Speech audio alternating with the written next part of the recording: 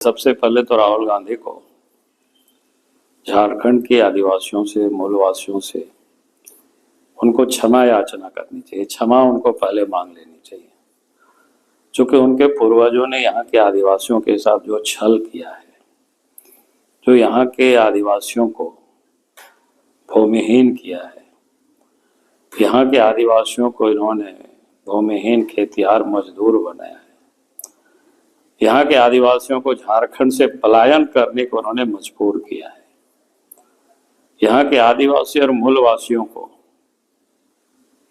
कोयला चोरी करने के लिए मजबूर किया है। और मैं इसलिए आज इस बात को कह रहा हूं कि जब से राहुल गांधी झारखंड की न्याय यात्रा पर आए हैं, तो रोज उनके बयान आ रहा है कि आदिवासी आदिवासी, लगता है कि आदिवासियों के कितना बड़ा हिमायती है। हम राहुल गांधी जी को याद दिलाना चाहेंगे और झारखंड की जनता को, झारखंड में जो बड़े बड़े कल कारखाना खुला वो कांग्रेस के जमाना में खुला। उस समय लोगों की जमीनें ली गई, लोगों को जमीन से बेघर किया गया, उनको कहीं कोई पुनर्वास नहीं हुई। आज उसका कहीं कोई ठोस ठिकाना चिन्ह भी नहीं दिखाई पड़ता है। यहाँ से लोगों को प्लान करने को मजबूर किया, बड़े कारखाना खुले, बड़े डैम बने, बड़े बड़े खदाने खुले। आज वहां आदिवासियों का नामो निशान नहीं है, गांव के गांव मिट गया। और उसके बाद भी आदिवासी के हितैषी अपने आप को कहता है कि कांग्रेस पार्टी आदिवासियों के हितैषी है। भाई कौन सी हितैषी, कैसे हितैषी है? उनको उन क्षेत्रों में जाकर के दौरा करना चाहिए था, खदानों के इलाकों में दौरा करना चाहिए। कब लोग विस्थापित हुए, कब लोग यहाँ से उजाड़े गए, किसकी सरकार थी उस समय? उन कारखाना के इलाकों में जानी चाहिए जहां लोग विस्थापित हुए हैं, जहां से लोग उजाड़े गए, वहां उन लोगों की क्या हालत है। तो राहुल गांधी को पहले इन सारी चीजों को देखना चाहिए था, लेकिन उन्होंने ये सब देखा नहीं, ऐसे ही घूम रहे हैं। आज भी यहाँ उन्हीं के नेतृत्व में सरकार चल रही है, जेएमएम की सरकार, उन्हीं के सहयोग से सरकार चल रही है। और इस सरकार में भी उसी प्रकार से जमीन की लूट जारी है। रांची में, रांची के आसपास या पूरे झारखंड में जमीन के दलाल, बिचौलिया ही एक प्रकार से मानो सरकार को लोग चला रहे हैं।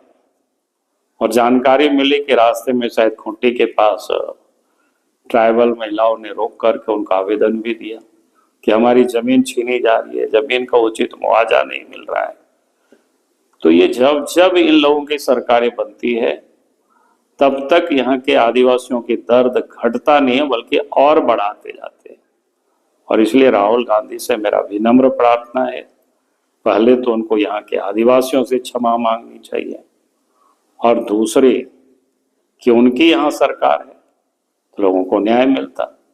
जहां तक रही बीजेपी की, मैं तो दावे के साथ कहता हूँ, यहाँ के लोगों की जो वर्षों पुरानी सपना थी अलग राज्य बनाने की, कांग्रेस पार्टी ने उसको भी पूरा नहीं किया। आज वो बड़े बड़े बातें कर रहे हैं कि भाई आपकी सरकार थी, आपने तो अलग राज्य नहीं बनाए।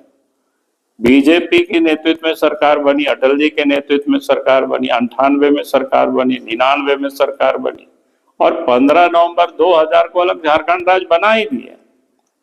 क्या वो कहेंगे? आदिवासियों के लिए अलग से मंत्रालय भी बना दिया। झारखंड में बड़ी आबादी आदिवासियों की संथाली आबादी है, बिहार में भी रहते हैं, बंगाल में भी है, आसाम में भी है, उड़ीसा में भी है। आदिवासी ग्रुप में तीसरा सबसे बड़ी आबादी संथालों की है, अपनी भाषा है। उस भाषा को भी संविधान के 8वीं अनुसूची में वाजपेयी जी की सरकार ने उसको शामिल किया। मोदी जी के मंत्रिमंडल में 8 आदिवासी मंत्री बनाए गए। ये पहली दफा भारत के मंत्रिमंडल में इतनी बड़ी संख्या में आदिवासी भाई बहनों को जगह मिली। द्रौपदी मुर्मू को पहले झारखंड में राज्यपाल बनाए, आज भारत के राष्ट्रपति उन्हें बने, वो भी आदिवासी और संथाल समाज से वो बिलोंग करती है। तो अगर आदिवासियों को किसी ने कोई सम्मान दिया तो भारतीय जनता पार्टी ने दिया, अटल जी ने दिया, नरेंद्र मोदी जी ने दिया। बिरसा मुंडा के जन्मदिन को जनजाति गौरव दिवस के रूप में मनाना। तो ऐसे असंख्य इस प्रकार के उदाहरण आपको मिलेंगे जो आदिवासियों का मान, आदिवासियों का सम्मान, जो बीजेपी की सरकार ने दिया, अटल जी ने दिया, नरेंद्र मोदी जी ने दिया। वो कांग्रेस से कहाँ संभव था। इसलिए अनाप शनाप बोलते हुए यहाँ से जा रहे हैं कि भैया बोल के चरित्र को, कांग्रेस की चरित्र को झारखंड की जनता पहले ही समझ चुके हैं। इसलिए कम से कम पहले क्षमा याचना